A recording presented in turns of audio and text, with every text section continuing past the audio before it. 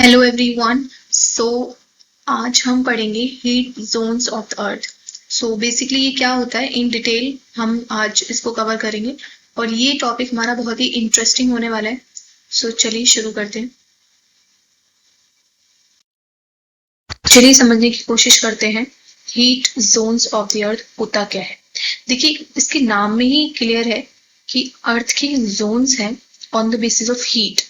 तो हमने अर्थ को जोन्स में डिवाइड कर दिया है हीट के बेस पे। ठीक है। और ये हम इस बेस पर हमने तीन जोन बना दिए। ठीक है, एक तो tropics, torrid, temperate and frigid.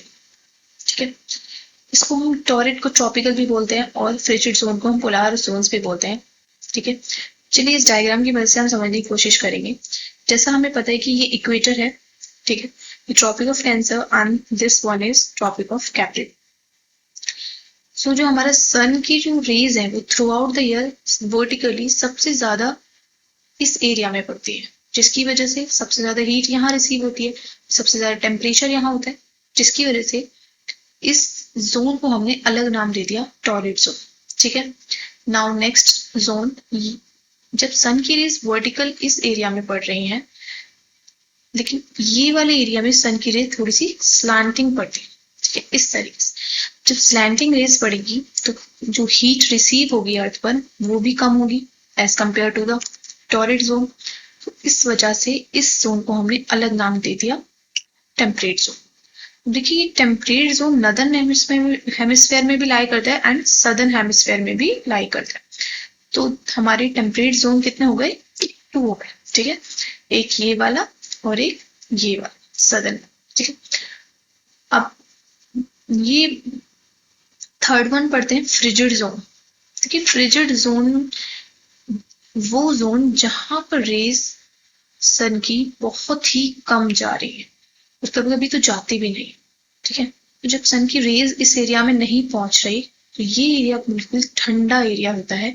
यहाँ पर आइस भी जमती है और ये एरिया बिल्कुल ऐसा एरिया होता है जहां पर सन की रेज बहुत कम पहुंच रही है, तो हीट भी बहुत कम है, तो ये बिल्कुल ठंडे इलाके होते हैं। ठीक है, तो अर्थ के इस जोन को हमने नाम दे दिया फ्रिजिड जोन या फिर इसको हम पोलार जोन के नाम से भी जानते हैं। चलिए और अच्छे से हम नेक्स्ट स्लाइड में इन सारे जोन्स को और अच्छे से कवर करेंगे। ठीक है, चलिए टॉरिड जोन, और इसको हम एक और नाम से जानते हैं ट्रॉपिकल जोन। देखिए ये यहाँ पर आपको और अच्छे से क्लियर हो जाएगा। इसकी लोकेशन मैंने यहाँ लिखी है, ये एक्सटेंड करता है ट्रॉपिक ऑफ कैंसर से ट्रॉपिक ऑफ कैप्रिकॉर्न। जैसा मैंने अभी आपको बताया ट्रॉपिक ऑफ कैंसर और ट्रॉपिक ऑफ कैप्रिकॉर्न इस एरिया में, यहाँ पर ये पूरे एरिया में ये हमने पता है कि ये हमारा 0 डिग्री इक्वेटर हो गया। ठीक है, और यहाँ इसके ऊपर ट्रॉपिक ऑफ कैंसर हो जाता है और यहाँ पर हो जाता है इसका ट्रॉपिक ऑफ कैप्रिकॉर्न। इस एरिया में वर्टिकल ओवरहेड होता है सन, मतलब सन की जो रेज है वो बिल्कुल सीधी पड़ती है, जिसकी वजह से क्या होता है सबसे ज्यादा इंसुलेशन इस एरिया में रिसीव होगी, इस वाले एरिया। तो इसकी वजह से क्या होता है यहाँ पे टेम्परेचर सबसे ज्यादा होगा। ठीक है, तो इसको हमने बोला है टोरिड जोन। चलिए इसकी कुछ कैरेक्टरिस्टिक्स पढ़ लेते हैं। High temperatures year round due to direct over position of the sun. ठीक है, सबसे ज्यादा टेम्परेचर होता है, हमने पढ़ लिया, क्योंकि सन की रेज डायरेक्ट ओवरहेड होती है। Typically has distinct wet and dry seasons. देखिए यहाँ पर क्या है, जब सन की रेज ज्यादा होंगी तो टेम्परेचर ज्यादा होगा, और जिस भी एरिया में टेम्परेचर ज्यादा होता है वहां पर क्या है क्लाउड्स फॉर्मेशन होगा, क्लाउड फॉर्मेशन की वजह से बारिश भी होगी। तो ये एरिया वेट भी सबसे ज्यादा रहता है क्योंकि यहाँ बारिश भी बहुत ज्यादा होती रहती है। इसकी यहाँ पर बारिश होगी तो देखिए इकोसिस्टम, रेन फॉरेस्ट, ये सब डेवलप होगा सबसे ज्यादा। यहाँ पर सवाना, ट्रॉपिकल बीचेस वगैरह हैं और supports wide variety of flora fauna. देखिए जहां पर बारिश होगी वहां पर फ्लोरा होगा, जहां पर फ्लोरा होगा वहां पर फौना भी होगा। सो आई होप आपको ये क्लियर हो। Now moving to the next zone. Second zone था टेम्परेट जोन। इसकी हम लोकेशन देख लेते हैं। ये लाई करता है नदर्न हेमिस्फीयर में ट्रॉपिक ऑफ कैंसर से आर्कटिक सर्कल तक, और सदर्न हेमिस्फीयर में ट्रॉपिक ऑफ कैप्रिकॉर्न से एंटार्क्टिक सर्कल। देखिए हम नदर्न हेमिस्फीयर का एग्जाम्पल से समझते हैं, इसी तरीके से सदर्न हेमिस्फीयर में भी होगा। देखिए यहाँ ये टॉरेट जोन में वर्टिकल सनरेज पड़ रही थी, जिसकी वजह से जो रिसीव हीट थी अर्थ पर वो ज्यादा थी। एकदम वर्टिकल पड़ने की वजह से ये जो एरिया जो कवर कर रहे थे वो स्मॉल सरफेस एरिया कवर हुआ था, और इस वजह से इस जोन में हीट बहुत ज्यादा थी, टेम्परेचर बहुत ज्यादा था। ठीक है, लेकिन हम अगर देखें तो टेम्परेट जोन में ऐसा नहीं है। टेम्परेट जोन में एक तो आपकी जो सनरेज है वो स्लैंटिंग पड़ रही है, मतलब कि थोड़ी तिरछी पड़ रही हैं, और इसकी वजह से यहाँ पर टेम्परेचर कम पहुंच रहा है, हीट कम पहुंच रही है, टेम्परेचर कम है। ठीक है, और यहाँ पर स्लैंटिंग रेज होने की वजह से लार्ज सरफेस एरिया कवर कर रहे हैं ये रेज, इसकी वजह से भी यहाँ पर जो हीट है वो डिस्ट्रीब्यूट हो रही है ज्यादा एरिया में, इस वजह से इस एरिया में टेम्परेचर कम होता है as compare to torrid zone. Okay, so अब हम इसकी थोड़ी कैरेक्टरिस्टिक, ये मैं आपको ऑलमोस्ट सब कुछ पढ़ा चुकी हूँ। देखिए मॉडरेट टेम्परेचर यहाँ पर as compare to torrid zone moderate temperature होगा, और sunlight being less direct than tropics, tropics पे एकदम डायरेक्ट पड़ रही है सनलाइट, यहाँ पर कम डायरेक्ट है। और यहाँ पर ये सीजन्स आपको देखने को मिलेंगे, वाइड रेंज ऑफ इकोसिस्टम होगा यहाँ पे, वेजिटेशन टाइप आपको डिसिडिस फॉरेस्ट मिलेंगे, ये सब आप लोग बाद में पढ़ लेंगे। Now this is the last zone, frigid zone. देखिए इसकी लोकेशन मैं आपको वैसे ही पढ़ा चुकी हूँ, एक बार और देख लेते हैं।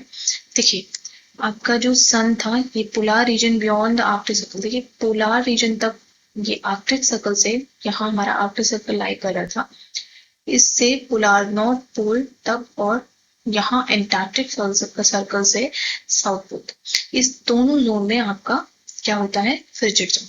देखिए जब यहाँ पर स्लैंटिंग रेज की वजह से आपकी जो रेज थी वो कम पहुंच रही थी, ये एरिया ये आपका टेम्परेट जोन था। ठीक है, यहाँ एकदम वर्टिकल ओवरहेड थी तो ये आपका टॉरिड जोन था। लेकिन यहाँ अगर आप देखें तो और ज्यादा रेस यहाँ तक कभी कभी पहुंचती भी नहीं है, और पहुंच रही है तो बहुत ज्यादा कम पहुंच रही है, जिसकी वजह से यहाँ temperature through out the year बहुत ज्यादा कम रहता है, और यहाँ पर हीट रिसीव कम होगी, टेम्परेचर कम होगा, तो ये इलाके बहुत ज्यादा ठंडे रहते हैं। ठीक है, तो यही सब मैंने यहाँ कैरेक्टरिस्टिक्स आप देख लेना। Receive very oblique sunlight throughout the year, leading the extreme cold temperature यहाँ पर रहता है।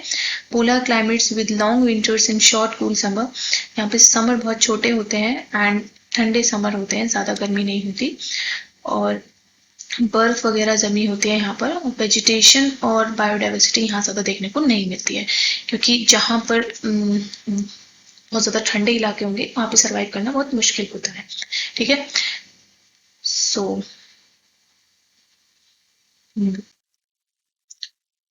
नाउ आप इस मैप के थ्रू और अच्छे से समझ जाएंगे। देखिए वो हमने ग्लोब पे समझा था, मैप में आप ये समझ जाएंगे कि कौन कौन से एरिया किस किस जोन में लाई करते। देखिए ये टॉरेट जोन में आपका आता है ब्राजील वाला एरिया हो गया, ये आपका अफ्रीका का पार्ट, और यहाँ पर आपका India, Indonesia.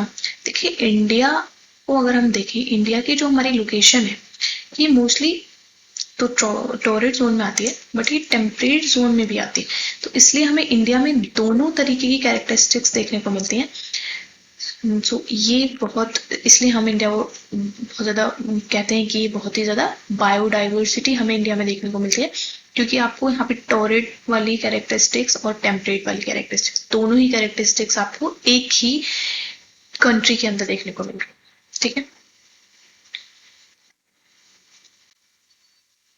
That's all for today, thank you.